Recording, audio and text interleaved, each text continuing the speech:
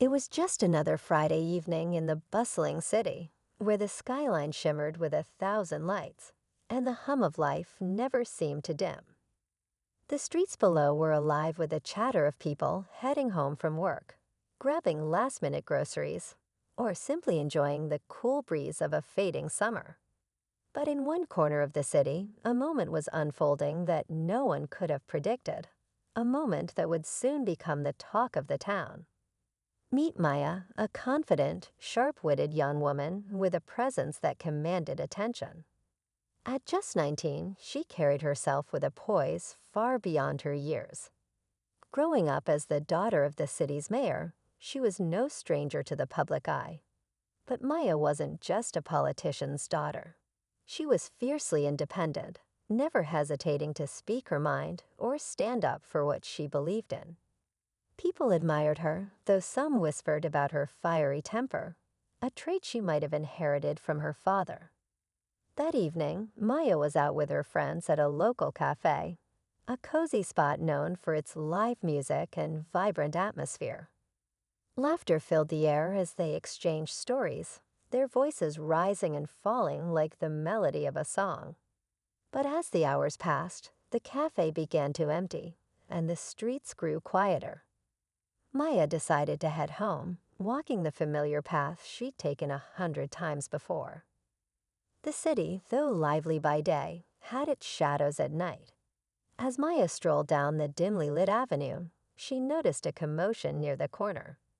A police officer was speaking to a young man, his voice stern but measured. Maya didn't recognize the man, but something about the scene didn't sit right with her. She paused, watching from a distance, her instincts telling her to stay alert. The officer's tone grew sharper, and the young man's shoulders tensed. Maya stepped closer, her heart pounding. She wasn't one to shy away from a confrontation, especially when it came to issues of fairness. Just as she reached the edge of the scene, the officer grabbed the man's arm, his grip firm. The young man protested, his voice rising in panic. "Hey, what's going on here?" Maya's voice cut through the tension like a blade. The officer turned to her, his expression unreadable. "Ma'am, this doesn't concern you. Please step back." But Maya wasn't one to back down, especially not when she felt something was wrong. "He's not resisting," she said, her eyes narrowing. "Why are you treating him like that?" What happened next was a blur, a whirlwind of emotions, words, and actions that escalated faster than anyone could have anticipated. Maya felt the heat of her anger rising, her pulse racing as she stepped closer. In the chaos, a single moment of impulse changed everything. The crowd that had started to gather gasped, their phones raised, capturing every second of the unfolding drama. Maya stood frozen for a split second, realizing the enormity of what had just happened. The officer's hand moved toward his radio, his face a mixture of shock and disbelief. Maya's mind raced. She wasn't just any girl in the city. She was the mayor's daughter. And now she was at the center of an incident that would soon spread like wildfire. But what drove her to act the way she did? And what consequences would she face for a decision made in the heat of the moment? As the sirens began to wail in the distance, and the onlookers murmured among themselves, Maya stood her ground. Her father's influence might shield her from some fallout, but deep down, she knew this wasn't just about her. This was about something bigger, something she hadn't yet fully understood, but was determined to uncover. And that's where our story truly begins. The sound of the sirens echoed through the narrow streets, bouncing off the buildings and filling the air with an unmistakable sense of urgency. Maya's heart thudded in her chest, her breaths shallow and quick. The officer had called for backup, and she knew it was only a matter of minutes before more cops arrived on the scene. The crowd that had gathered around her and the young man watched with wide eyes, their phones still recording, capturing every second of the tense standoff. Maya glanced at the officer, then at the young man whose face was etched with fear. He looked about her age, maybe a little older, his dark eyes darting nervously between her and the officer. His clothes were rumpled, his hands trembling slightly as he raised them to show he wasn't a threat. She didn't know who he was or what had happened before she arrived, but something about the way the officer was handling him felt off. "Step back," the officer ordered again, his voice louder this time. "You don't want to make this worse for yourself." But Maya couldn't just walk away. It wasn't in her nature to stay silent when she felt something was unjust. She stood her ground, her voice steady despite the chaos around her. "I'm not going anywhere. He hasn't done anything wrong, and you know it." The officer's jaw tightened, his eyes narrowing. For a moment, Maya thought he might argue with her, but then the sound of another siren grew louder, and a second patrol car pulled up to the curb. 2 more officers stepped out, their faces unreadable as they took in the scene. "Maya, what are you doing?" A familiar voice called out, and she turned to see her best friend, Tasha, pushing through the crowd. Tasha's curly hair was pulled back into a messy bun, and her face was a mix of concern and disbelief. "You can't just—" "I couldn't stand there and do nothing," Maya interrupted, her voice firm but tinged with frustration. "Look at him, Tasha. They're treating him like he's some kind of criminal." Tasha glanced at the young man, then back at Maya. "I get it, but this is serious. You don't want to get yourself into trouble." The 2 women exchanged a tense look, the weight of the moment hanging heavy between them. Maya knew Tasha was right. She was putting herself at risk. But she also knew she couldn't back down now. Not when every instinct in her body was screaming that something about this wasn't right. As the new officers approached, the first officer began explaining the situation, his words clipped and professional. Maya couldn't hear everything he was saying, but she caught snippets about interference and escalation. She felt a flicker of anger. He was making it sound like she had caused the problem, like her actions were the issue instead of his treatment of the young man. "Miss, we need you to step aside," one of the new officers said, his tone calm but firm. "Let us handle this." "Handle it?" Maya shot back, her voice rising slightly. "By roughing him up for no reason. He's not resisting. He's scared. Anyone can see that." "Maya, please," Tasha whispered urgently, tugging on her arm. "Let's just go. You've made your point." But Maya shook her head. She wasn't ready to walk away, not yet. "What's his name?" she asked, directing her question at the young man. "What's your name?" "Jamal," he said quietly, his voice barely audible over the murmurs of the crowd. "Jamal Carter." "Okay, Jamal," Maya said, her tone softening as she addressed him. "I'm Maya. You're not alone in this, okay?" Jamal nodded, his expression a mix of gratitude and fear. He still looked like he couldn't quite believe what was happening, that someone he didn't even know had stepped in to defend him. The officers exchanged glances, their expressions unreadable. Maya could feel the tension rising, the weight of the moment pressing down on her.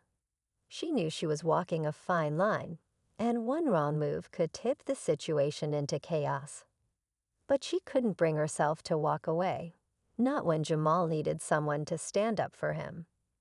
"Miss," the second officer said again, his voice sterner this time. "You need to step back. This is an active investigation." "Investigation?" Maya repeated, her voice incredulous. "Into what?" "Standing on a street corner, because that's all he was doing when I got here." "Ma'am, we're not going to argue with you," the first officer interjected, his patience clearly wearing thin. "Step aside, or we'll have no choice but to detain you." Maya's stomach twisted at the word detain. She knew they had the power to do it, and the thought of being arrested, even temporarily, was terrifying. But she also knew she couldn't back down now. Not when every instinct in her body was screaming that Jamal needed her to stand her ground. The crowd was growing restless, their murmurs turning into shouts of support for Maya and Jamal. Some people were calling out for the officers to let Jamal go, while others urged Maya to walk away before things got worse. The conflicting voices only added to the tension, and Maya felt a surge of frustration. Why was it always like this? Why did standing up for what was right have to come with so much risk? And then, just as the tension reached its peak, another voice cut through the noise, a voice Maya recognized immediately. "What's going on here?" Maya turned, her heart sinking as she saw her father, Mayor Robert Langston, stepping out of a sleek black car. His presence was commanding, his tailored suit and polished demeanor exuding authority. The crowd fell silent, their phones still raised but their voices hushed. Everyone knew who he was, and his arrival had changed the dynamic in an instant. Maya's father surveyed the scene, his sharp eyes taking in every detail. The officers, the crowd, Jamal, and finally his daughter. His expression was unreadable, but Maya could see the tension in his jaw, the slight furrow in his brow. He was angry, she realized, though whether it was at her or the situation itself, she couldn't tell. "Dad," she began, her voice shaking slightly. "I can explain." "Not here," he interrupted, his tone clipped. "Get in the car." Maya hesitated, glancing back at Jamal. She didn't want to leave him, not like this. But her father's expression left no room for argument. Reluctantly, she turned and began walking toward the car, her heart heavy with frustration and guilt. As she climbed into the backseat, she looked out the window, watching as her father spoke to the officers. She couldn't hear what he was saying, but his body language was calm, authoritative. The crowd began to disperse, their murmurs fading into the night as the tension slowly ebbed away. Maya felt a knot of unease in her stomach. She had done what she thought was right, but now she wasn't so sure. What would happen to Jamal? Would her actions make things better for him, or worse? And what would her father say to her once they were alone? The car door opened, and her father slid into the driver's seat. He didn't say anything at first, just started the engine and pulled away from the curb. The silence was suffocating, the weight of unspoken words pressing down on Maya like a heavy blanket. Finally, after what felt like an eternity, her father spoke. His voice was calm, but there was an edge to it that made Maya's stomach churn. "Do you have any idea what you've done?" The silence in the car stretched long and heavy, broken only by the soft hum of the engine and the occasional blare of a horn from passing vehicles. Maya sat stiffly in the back seat, her arms crossed tightly over her chest, staring out the window at the blur of city lights. Her father's words hung in the air like a storm cloud, and she'd braced herself for the inevitable thunderclap. "I asked you a question, Maya," her father said, his voice calm, but with a sharp edge. "Do you have any idea what you've done tonight?" Maya turned her gaze toward him, meeting his eyes in the rearview mirror. "I did what anyone with a conscience would do," she said, her voice firmer than she expected. That officer was out of line, and someone had to say something. Robert Langston exhaled slowly, his grip tightening on the steering wheel. "It's not your place to intervene in situations like that. You're not a cop. You're not a lawyer. You don't have the training to assess what was happening there." "I don't need training to recognize injustice." Maya shot back, her voice rising slightly. "That guy, Jamal, was terrified, Dad. You didn't see the way they were treating him." Her father shook his head, his jaw tightening. "And now there's video of you escalating the situation. Videos that are already making their way onto social media, I'm sure. Do you understand the kind of scrutiny this brings to our family, to my office?" Maya felt her stomach twist. She hadn't thought about the potential fallout for her father's career. In the heat of the moment, all she'd been focused on was helping Jamal. But now, the weight of what she'd done was sinking in. She'd drawn a spotlight not only on herself, but also on her family, and she knew that light could be harsh and unforgiving. "I wasn't thinking about politics," Maya admitted, her voice quieter now. "I was thinking about doing the right thing." Her father sighed, his expression softening just a fraction. "I know you mean well, Maya, but sometimes doing what you think is right can have consequences you're not prepared for. This isn't just about you. It's about the bigger picture." Maya bit her lip, her mind racing. She wanted to argue, to defend her actions, but part of her knew he was right. The world wasn't black and white, and her actions had ripple effects she couldn't always predict. But that didn't mean she regretted standing up for Jamal. If anything, it made her more determined to see this through, no matter what. When they finally pulled into the driveway of their home, the house loomed large and imposing, its grand facade lit up like a beacon. Maya climbed out of the car, her legs feeling like lead, and followed her father inside. The moment the door closed behind them, he turned to her, his expression unreadable. "We'll talk more about this in the morning," he said, his tone brooking no argument. "For now, stay off social media and don't speak to anyone about what happened tonight. Do you understand?" Maya nodded reluctantly, though the idea of staying silent about something so important made her skin crawl. She trudged up the stairs to her room, her thoughts a chaotic swirl of frustration, guilt, and determination. As she sat on her bed, staring at the blinking cursor on her phone screen, her mind kept circling back to Jamal. What had happened to him after she left? Had they let him go, or was he sitting in a holding cell somewhere, scared and alone? The thought made her chest tighten. She needed to know, but she wasn't sure how to find out without making things worse. The next morning, Maya woke to the sound of her phone buzzing incessantly on her nightstand. She groggily reached for it, her heart sinking as she saw the flood of notifications. Her name was trending on social media, and the videos from the night before were everywhere. Different angles, different captions, but all of them painted a picture of the same fiery confrontation. Some people were praising her for standing up to the officer, calling her brave and principled. Others were less kind, accusing her of being reckless or using her father's influence to cause trouble. The comments were a dizzying mix of support and criticism, and Maya felt a knot of anxiety tightening in her stomach as she scrolled through them. A message popped up from Tasha, and Maya quickly opened it. Asterisk Tasha asterisk.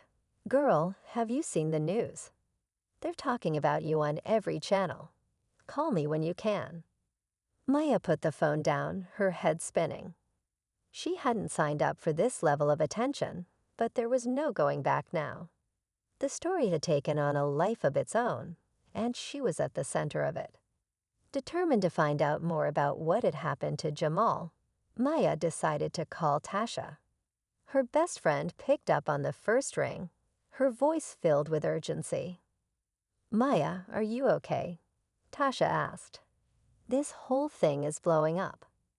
"I'm fine," Maya said, though she didn't entirely believe it. "Have you heard anything about Jamal? Did they let him go?" Tasha hesitated. "I'm not sure. I've been checking online, but there's not much about him. The focus is mostly on you." Maya felt a pang of guilt.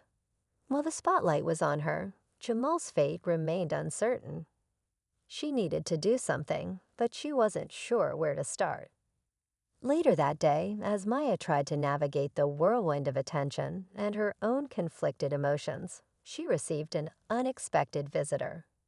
Her father called her downstairs, his expression unusually serious. "There's someone here to see you," he said, stepping aside to reveal a woman standing in the foyer. She was tall and composed, her sharp suit and piercing gaze giving her an air of authority. "Maya Langston?" the woman asked, her tone polite but firm. "My name is Detective Alana Pierce. I'd like to ask you a few questions about last night." Maya's pulse quickened. She hadn't expected law enforcement to come to her doorstep, and the sight of the detective made her stomach churn with unease. Still, she squared her shoulders, determined to face whatever was coming. "Sure," she said, her voice steady despite the nerves bubbling beneath the surface. "What do you want to know?" Detective Pierce studied her for a moment before pulling out a notepad. "I've reviewed the footage from last night, and I'm trying to piece together what happened. Can you tell me why you decided to get involved?" Maya took a deep breath, choosing her words carefully. "I saw something that didn't feel right, and I couldn't just walk away. Jamal wasn't doing anything wrong. He was scared, and the officer was being too aggressive." The detective nodded slowly, jotting down notes. "I understand. But you realize that your actions escalated the situation, right? The officer involved is claiming you interfered with his ability to perform his duties." Maya bristled at the accusation. "I wasn't trying to interfere. I was trying to protect someone who needed help." Detective Pierce raised an eyebrow. "Protect him or make a statement?" Maya felt a flush of anger rise in her cheeks. "I wasn't trying to make a statement. I was trying to do the right thing." The detective regarded her for a long moment before closing her notebook. "I'll be in touch if I have more questions. In the meantime, I suggest you tread carefully. This situation is more complicated than you realize." As the detective left, Maya felt a wave of frustration and uncertainty wash over her. She was starting to see just how tangled this situation was, and the more she tried to untangle it, the more it seemed to pull her in deeper. Maya sat in the silence of her room, her mind racing as she replayed the conversation with Detective Pierce. The words "tread carefully" echoed in her thoughts, a warning she couldn't shake. What did the detective mean by that? And why did it feel like there was more to this situation than what she'd witnessed? She couldn't help but wonder about Jamal again. If there was a bigger picture, where did he fit in? Was he just an ordinary guy caught in the wrong place at the wrong time? Or was there something else going on? The uncertainty gnawed at her, fueling a restless energy that made it impossible to sit still. Grabbing her phone, Maya searched Jamal's name online, hoping to find any updates about him. There wasn't much, just a few scattered comments from people who claimed to know him, describing him as quiet and hardworking. One post stood out, though, a photo of Jamal at what looked like a community center, smiling as he handed out meals to kids. The caption read, *Jamal Carter always giving back to the neighborhood. He doesn't deserve what happened last night. Asterisk. Maya stared at the photo, her chest tightening. This wasn't someone who should be treated like a criminal. He deserved justice, and she was determined to find out what really happened to him after she left. Her resolve strengthened. Maya decided to reach out to the person who had posted the photo. She sent a direct message, introducing herself and explaining that she was trying to help Jamal. A part of her feared they wouldn't respond, but to her surprise, a reply came within minutes. Meet me at the community center on Pine Street. The message read. I'll tell you what I know, but you need to be careful. This goes deeper than you think. Maya's heart raced as she read the words. What did they mean by deeper than you think? The cryptic message only added to the mystery, but she didn't hesitate. She grabbed her coat, ignoring the nervous flutter in her stomach, and slipped out of the house. The community center was a modest building tucked between two apartment complexes. Its bright mural of smiling children and colorful handprints on the walls gave it a welcoming feel, but the air around it was thick with tension. Maya hesitated at the door, her fingers lingering on the handle before she finally pushed it open. Inside, the faint hum of fluorescent lights filled the quiet space. A young woman stood near a row of folding chairs, her arms crossed as she watched Maya approach. She had short braids and a piercing gaze that seemed to size Maya up in an instant. "You're the mayor's daughter," the woman said, her tone neutral but tinged with suspicion. "I'm Maya," she replied, holding out her hand. "And you are?" "Kim," the woman said, shaking her hand briefly. "I'm Jamal's cousin." Maya's breath caught. "Do you know what happened to him? Is he okay?" Kim's expression darkened, and she glanced around the empty room before gesturing for Maya to follow her. They sat down in a quiet corner, away from the main entrance. "He's scared out of his mind," Kim said, her voice low. "They let him go last night, but not before making it clear they're keeping an eye on him. He doesn't want to talk to anyone. He thinks if he stays quiet, this will all blow over." Maya frowned. But why was he even targeted in the first place? He didn't do anything wrong. Kim hesitated, her eyes narrowing slightly. "That's the question, isn't it?" "Jumal's been volunteering here for years, helping kids stay out of trouble. He's got no record, no history of violence. But lately, he's been saying he feels like someone's watching him, like he's being followed." Maya's stomach churned. Why would anyone be following him? Kim leaned in closer, her voice barely above a whisper. "Jamal's been trying to organize a protest. Nothing big, just a peaceful march to call out some shady stuff happening in the neighborhood.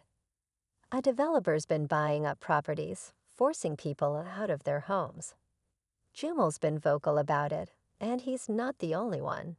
But the more he spoke up, the more pushback he got. I think last night was their way of silencing him."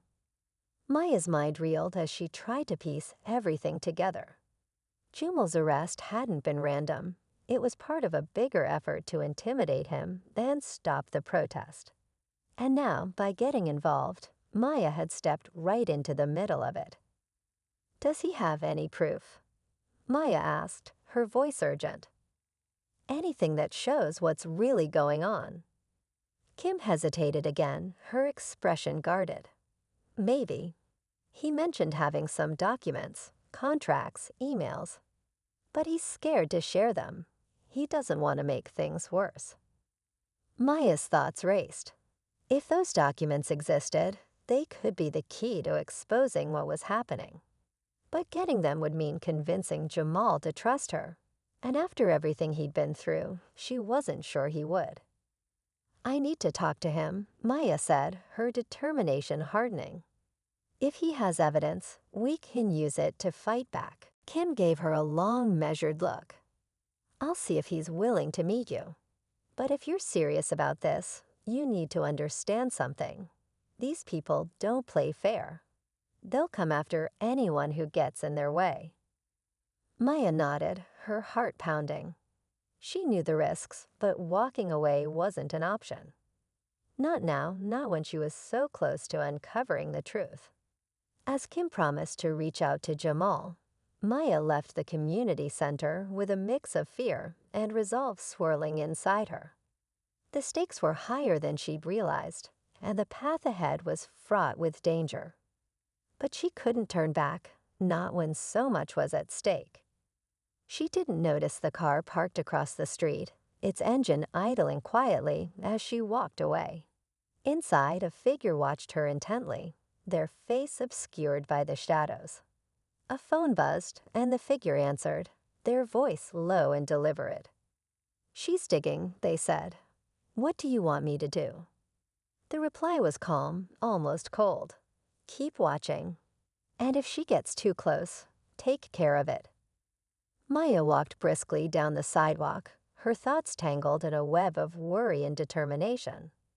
The city lights blurred past her as she retraced her steps home, her breath visible in the cold night air.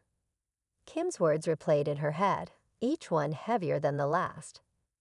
Asterisk's people don't play fair asterisk. It was a warning she couldn't ignore, but it only strengthened her resolve to help Jamal. If anything, the danger confirms the importance of what he was trying to do. She was so deep in thought that she didn't notice the sleek black sedan parked a few houses down from hers. The engine purred softly, almost too quiet to notice, but the silhouette inside remained motionless, tracking her every move. It wasn't until she reached her front door and fumbled with her keys that a faint sense of unease crept up her spine. She glanced over her shoulder, but the street was empty, eerily still.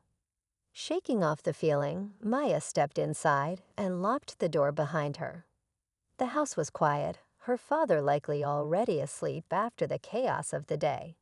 She tiptoed upstairs, careful not to wake him, and slipped into her room.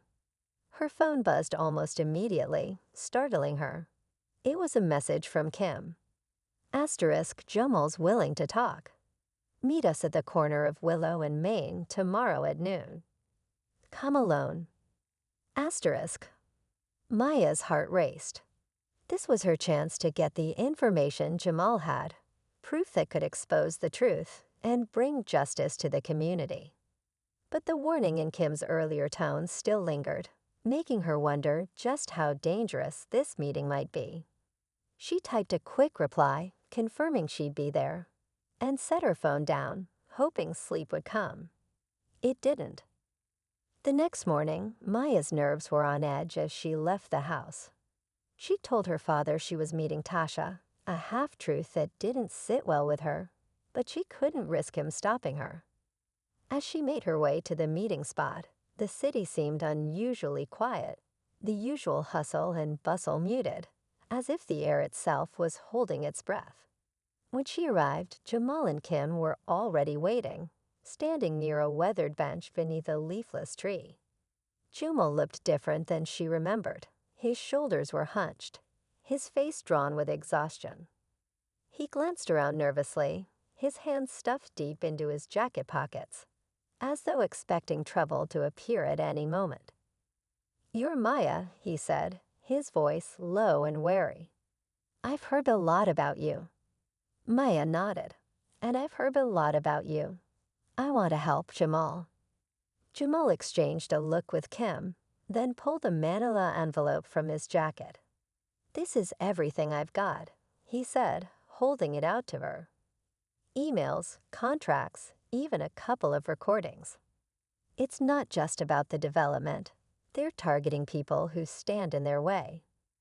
Intimidation, false arrests, it's all in there. Maya hesitated before taking the envelope, the weight of it feeling almost literal in her hands. "Why give this to me?"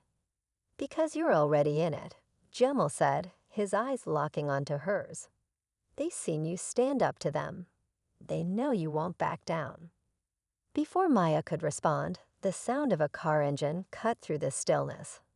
All three of them turned to see the black sedan from the night before pulling up to the curb. The windows were tinted, hiding whoever was inside, but the message was clear. They were being watched. Jamal's face paled. "We have to go," he said, grabbing Kim's arm. "Now." The three of them scattered, heading in different directions.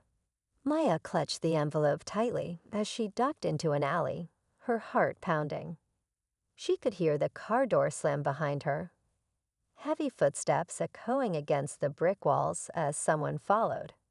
She ran, weaving through narrow passages, her breath ragged as she tried to lose her pursuer. Finally, she burst out onto a busy street, blending into the crowd. She ducked into a coffee shop, her chest heaving as she slid into a booth near the back. Pulling out her phone, she dialed Tasha's number with shaking hands. "Tasha, I need your help," she said the moment her friend picked up. "Can you come to Joe's Coffee on 3rd? It's urgent." Tasha didn't ask questions, simply agreeing to meet her. When she arrived, Maya quickly explained everything, showing her the envelope. "This is huge, Maya," Tasha said, her eyes wide as she flipped through the documents. But if these people are willing to chase you down, they're not going to let this slide. I know, Maya said, her voice steady despite the fear curling in her stomach. But we can't just sit on this. We need to get it to someone who can do something about it. Tasha nodded, but her expression was uncertain. Who? The police? The media? Your dad? Maya hesitated, the weight of the decision pressing down on her. Each option carried its own risks, and she wasn't sure who she could trust. But before she could answer, her phone buzzed with a new message from an unknown number. Asterisk, you've taken something that doesn't belong to you. Bring it back, or there will be consequences. Asterisk. Maya stared at the screen, her blood running cold. The stakes had just been raised, and she knew there was no turning back now. Whatever she did next would determine not only her own safety, but also the fate of everyone counting on her to expose the truth. Maya stared at the message on her phone, her heart hammering in her chest. The threat was clear, but so was the importance of what she held in her hands. She took a deep breath, glancing at Tasha, who looked equally tense but resolute. This wasn't just about her anymore. It was about Jamal, his community, and everyone who had been hurt by the corruption they were uncovering.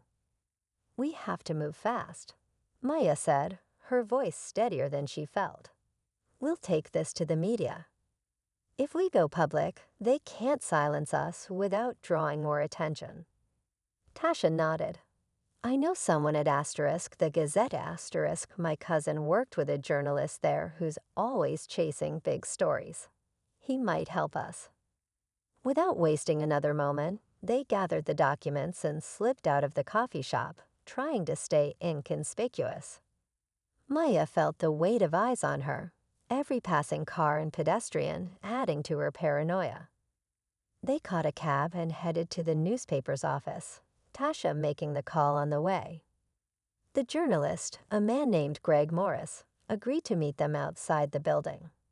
When they arrived, Greg was already waiting, a weathered notepad in hand. He was older, with sharp eyes that flickered between Maya and Tasha as they explained everything. Maya handed him the envelope, her hands trembling slightly as she recounted what Jamal had told her. This is explosive, Greg said after skimming through the documents. If what's in here checks out, it's not just the developer, it's city officials, maybe even law enforcement, all tied up in this mess. We don't have much time, Maya said. They're already coming after me. If we don't get this out now, they'll bury it. And us. Greg nodded, his face grim. I'll start verifying these right away. But you need to be careful. Once this hits, they'll know who brought it to me. As he disappeared into the building, Maya and Tasha felt a flicker of hope, though it was overshadowed by the looming threat. They decided to lay low, heading to Tasha's apartment to wait for Greg's update. Hours passed in agonizing silence, every sound outside making them jump. Finally, Maya's phone buzzed. It was Greg. The story's live, he said, his voice urgent. We're running it as a breaking news feature. But listen, you're not safe. They'll know it was you. Maya's stomach dropped. She turned on the TV, flipping to a news channel. Sure enough, the headline blazed across the screen. Asterisk corruption, scandal rocks city. Mayor's daughter exposes web of intimidation and abuse. Asterisk. Her father's name was mentioned almost immediately, though the story clarified he was not implicated in the corruption. Maya's actions had brought the issue to light, but it also painted a target on her back. Before she could process the implications, there was a loud knock at the door. Tasha froze, her eyes wide with fear. Maya grabbed her phone, dialing 911 as she moved toward the window to see who it was. A black sedan was parked outside, its engine running. Don't open it, Tasha whispered, grabbing Maya's arm. Maya nodded, her fingers trembling as she spoke into the phone. giving the operator their location. The knocking turned into pounding, the sound reverberating through the small apartment. Whoever was outside wasn't going to wait much longer. Then the pounding stopped. The silence that followed was almost worse, stretching out for what felt like an eternity. Maya and Tasha held their breath, listening for any sign of movement. Finally, they heard footsteps retreating, followed by the sound of the car speeding away. Relief flooded through them, but it was short-lived. Maya's phone buzzed with another message, this time from her father. Asterisk Maya, I need to see you. It's important. Come home now, asterisk. Her gut twisted. The timing was too perfect. She didn't want to believe her father could be involved, but doubt crept in. Did he know about the corruption? Had he known all along? She shared the message with Tasha, who frowned. It could be a trap, she said. But if it's not, he might have information that could help. Maya wrestled with the decision, but ultimately agreed. She couldn't ignore her father's message, not when so much was at stake. She left Tasha's apartment cautiously, keeping an eye out for the black sedan. When she arrived home, the house was eerily quiet. Her father was sitting in the living room, his face drawn and weary. He gestured for her to sit, his expression unreadable. Maya, he began, his voice heavy, you've done something incredibly brave, but you've also stirred up a hornet's nest. She braced herself, waiting for him to reprimand her, but instead, he sighed and rubbed his temples. There are things I couldn't tell you, he said, for your own safety. But now you need to know. He explained that he'd been aware of some shady dealings in the city, but had been working quietly to gather evidence. His position as mayor had made it difficult to act openly, especially when he suspected some of his closest allies were compromised. Maya's actions had forced everything into the open, accelerating a confrontation he hadn't been prepared for. But there's one thing you don't know, he said, his voice dropping. The developer, he's not the one pulling the strings. This goes higher, Maya, much higher. Before she could ask what he meant, the front door burst open, and police officers swarmed in, guns drawn. Her father stood, raising his hands in surrender, but his eyes locked on hers with a mix of fear and urgency. Trust no one, he whispered as they led him away. Maya was left standing in the chaos, her world spinning as she tried to process what had just happened. The story wasn't over, not by a long shot. And now she was more determined than ever to uncover the full truth, no matter how dangerous it might be. Maya sat frozen on the couch, her mind reeling as the chaos unfolded around her. The officers moved quickly, escorting her father out of the house, their voices sharp and commanding. She wanted to scream, to demand answers, but the weight of his final words held her still. Asterisk trust, no one asterisk it echoed in her head, louder than the sound of the front door slamming shut. After what felt like an eternity, the house fell silent again. Maya remained seated, staring at the spot where her father had stood moments before. What did he mean? Who could be behind all of this if it wasn't just the developer? The questions swirled in her mind, but there were no immediate answers. What she did know was that she couldn't stop now. She had to see this through, not just for her father, but for everyone who had suffered under the weight of this corruption. The first thing she did was call Tasha. Explaining everything through shaky breaths, she asked her friend to meet her at a nearby diner, somewhere public, where they might feel a little safer. When Tasha arrived, her face was pale with worry, but she listened intently as Maya recounted what had happened. They arrested him, Maya said, her voice breaking. But I don't even know why. He didn't do anything wrong. He was trying to stop it. Tasha reached across the table, placing a reassuring hand on Maya's. We'll figure it out. Your dad's smart. He probably has a plan. And we still have the journalist on our side. Maya nodded, clinging to the hope that Greg might have uncovered something more. She called him next, explaining the latest developments. Greg's response was immediate. "I've been digging deeper," he said. "The documents you gave me are just the tip of the iceberg. There's a larger network here: politicians, corporate executives, even law enforcement. Your father must have gotten too close to something they didn't want exposed." Maya's heart sank. The scale of the corruption was even worse than she'd imagined. But Greg had more news. "I've been contacted by a whistleblower," he said. "Someone on the inside who's ready to talk. They want to meet tomorrow, but they'll only do it if you're there." "Me?" Maya asked, surprised. "Why?"